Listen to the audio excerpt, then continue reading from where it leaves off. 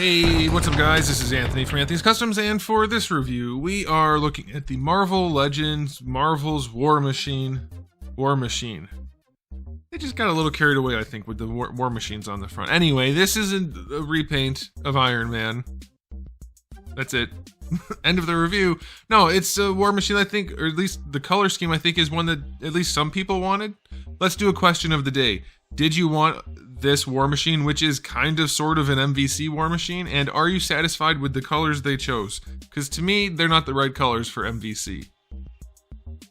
It's basically what it is, because in MVC, his sprite was just a recolor of Iron Man, even though the artwork was different. But these colors are a little off, so I'm not thrilled with it, but let me know what you guys think. Alright, anyway, it's not going to be a quick review because it's just a repaint, but let's go ahead and get it off the stand and take a closer look. Second question of the day.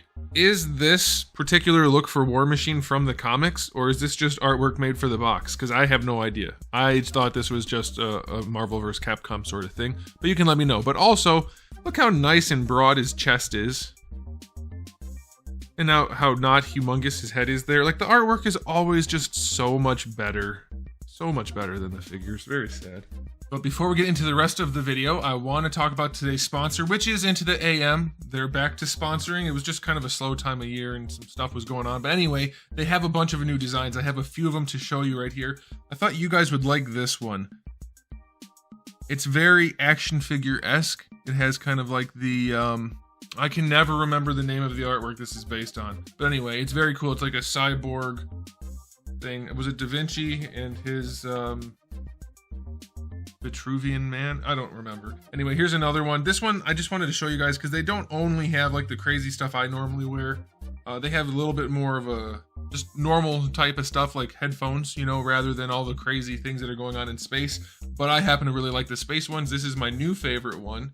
I like the pink and blue combo, and it's just, they're all really nice. So if you haven't seen these ads before, these guys make wonderful graphic tees. They have a bunch of other stuff and you can check it all out, but if you ask me, the graphic tees are really their bread and butter, and that's what I always recommend. I wear them exclusively. People I know suggest that maybe I wear them too much. I don't think so, because I do get compliments in the wild all the time, and they're just awesome shirts. I wear them a lot, I wash them a lot, all the colors stay colorful, the fits stay wonderful. I love them. They are the best graphic tees I have ever owned. If you want to get some, you can use my link in the description below. That'll save you some money. You can also save some money by bundling. You can bundle the graphic tees. You can bundle the plain tees. You can sign up for a subscription service. You don't get to pick the shirt, but it saves you a lot of money off the cost of the shirts. So, you know, you can decide if you want to do that. Lots of options. There is a link in the description below.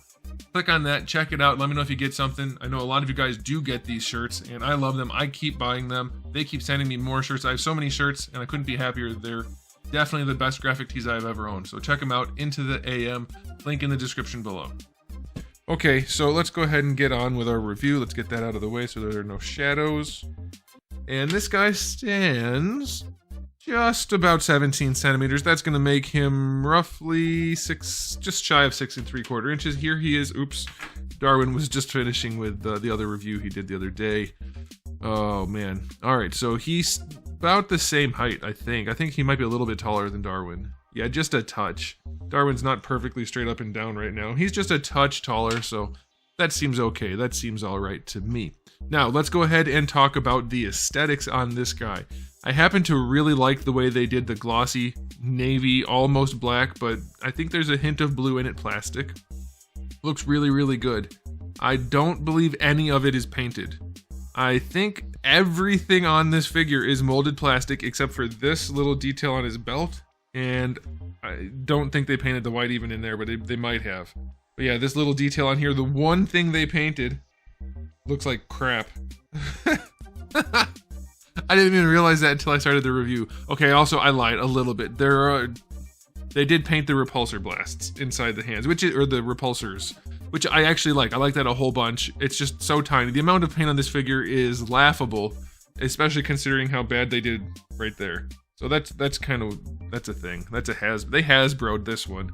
But that being said, I do love the glossy look for all the dark, and I think as far as the metallic plastic goes here, they did a pretty good job. It's not anywhere near as veiny. Oh, I lied again. They did paint the kneecaps.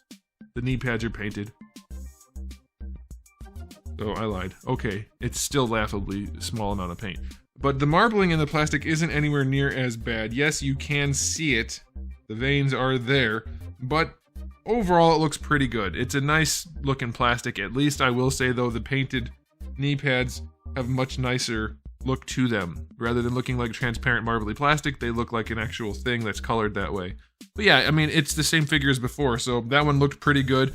Head's a little bit big, shoulders are small, chest is a little narrow, things like that. Those are all the same issues, but it does look good for what it is. If you're okay with the colors, then you're gonna like the aesthetic. So I'll give the aesthetic an 8 out of 10. It looks solid, it's fine. As far as the accessories go, we get 2 fist hands and 2 repulsor blast hands that only receive the repulsor blasts. We don't have a set of hands that are just painted open hands. I still don't like that, but they did put paint on these, so that's nice. You do of course get the 2 repulsor blasts for those hands. You get the chest blast, which is the same. It's all the same that we saw before. So it's equally okay. It's not great, it's not horrible, it's just okay. It's decent. And then you get the hand blast thingy, which has no paint on it or anything, so it looks especially cheap. And mine came warped to heck and back. It's really, really warped, so I'm gonna have to try to fix that. But it looks okay. A little bit of shading on there, a little bit of white in the center might have looked nice, but for being a straight up repaint, I mean, they could have put a little bit of effort into this thing. There's like virtually no paint on this figure, including the accessories. I'm gonna go 7 out of 10 just because they lazied it up on the accessories. All right, let's go ahead and run the articulation. For this guy, we have the hinge. Mine's very tight, goodness. Okay, so we have the hinge and the ball peg, basically your standard Marvel Legends. That's gonna let him look up enough. Probably enough. His head does sit too high and it is too big. Does the neck move on this figure? I want to say the neck rotates, but yeah, it does. Okay, good.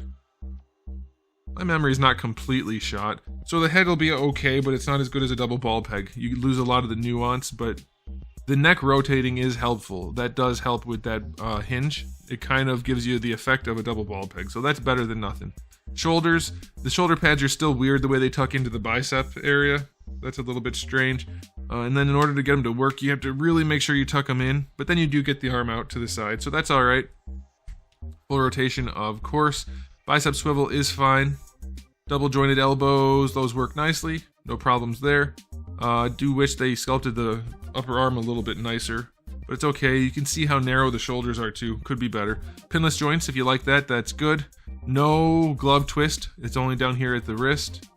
These are not painted, by the way. These are separate pieces of plastic all the way through. So I didn't get everything wrong. I just got the knee pads wrong and the repulsors. Okay, so the wrists have a swivel and a hinge. That's fine. Ab crunch on this guy. Man, these shoulders do not like moving. Ab crunch is acceptable. Nothing special. Why are we out of focus? I get carried away and I move things too much and then we lose focus sometimes. So yeah, the ab crunch is acceptable. That's fine. Going forward, not bad. I mean, it's still weird. Like, if you guys have seen the new Miles Morales figure, not the game one, the one from the movie, it looks like it's made out of Legos or something. It's horrible. I don't know why they keep doing it, why they can't get an ab crunch right, or just stop doing ab crunches. Waist twist is fine. Hips go out to the side, almost all the way, so that's good. I'll take it. Going forward, that's fine. I'll take that. Going back, just a little bit. There is a bit there. I said that funny. There is a big thigh gap, so I don't love that. And you can't bring the feet together on this figure. That's very annoying to me, especially for somebody who flies with his feet together.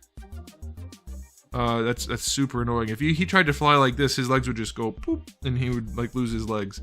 So that's annoying. There is a thigh swivel. It's hidden underneath this pad. It's not really hidden, but it's underneath that pad. On this leg, it's fine. On this leg, my pad was glued onto the leg. Because, you know, making toys is hard for the biggest toy company in the world. Oh, man. All right, double jointed knees, pinless again. Proportions are still janky as heck. Way too long lower leg, not long enough upper leg. You do get a boot swivel, so that's kind of cool if you like that. Ankles go pretty far back, pretty far forward. Ankle rocker's decent. No problems. Yeah, no major issues with the articulation. It's okay. It's not impressive. It's not bad. It's just gonna be like, yep, it's another Marvel Legends. It doesn't stand out in any way, other than it's a repaint, and they didn't do anything exceptional.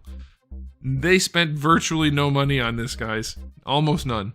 I'm gonna give the articulation a rating of 7. It's fine. It's fine.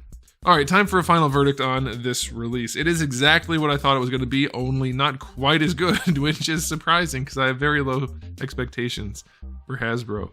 But being a straight up repaint and having so little paint is kind of ironic. And having my leg glued incorrectly is a problem.